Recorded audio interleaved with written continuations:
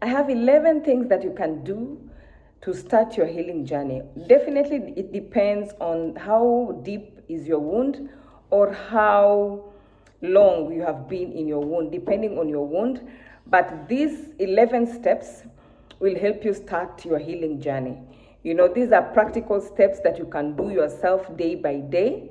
And if your wound is too deep and you feel like seeing a therapist, you can see a therapist, but these things will really help you. Number one is forgiveness.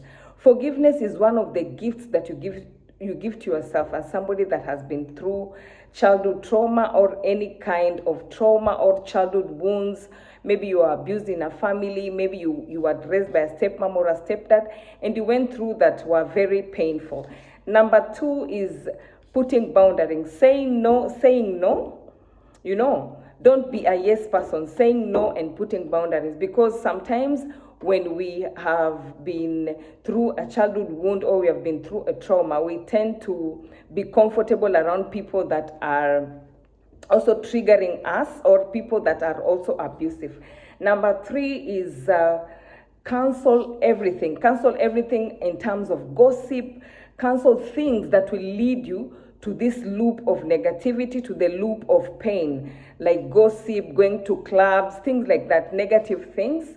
Number four, stop going to clubs. Stop going to clubs and drinking is one of the worst things that you can do, especially when you're going through pain. My sisters and my brothers, that is one of the most important things you should try and avoid: drinking or taking any kind of alcohol or going to places like clubbing and all that.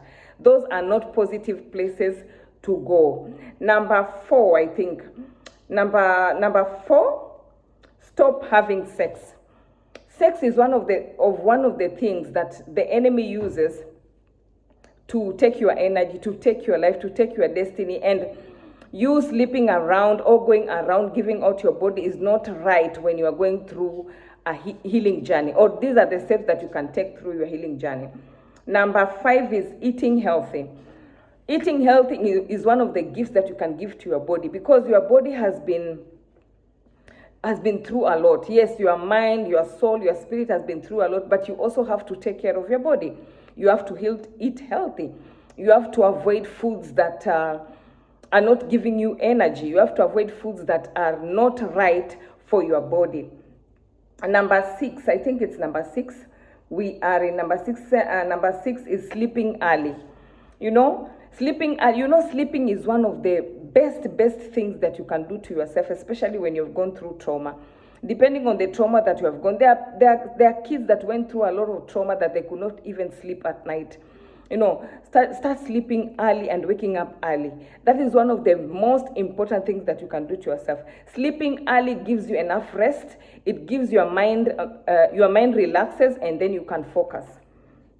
Number seven is walking in nature. Wow, walking in nature is one of my favorites. Walking in nature in terms of just where you live, you start walking.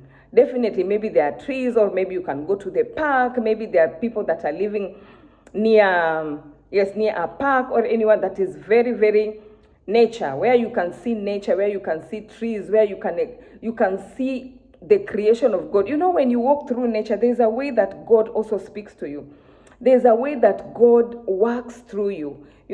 When you're walking through nature, it's part of healing. It is part of healing. It is one of the most important things that you can do in your healing journey.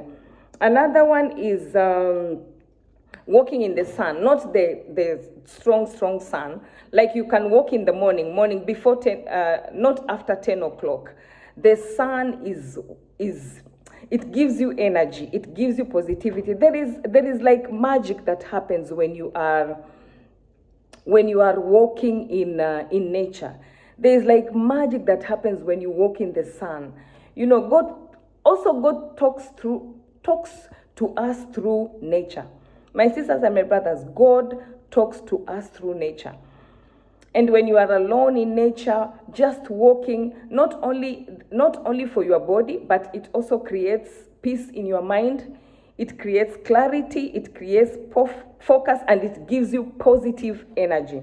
Number 8 is it number 8 or number 9? Is thinking and speaking positively.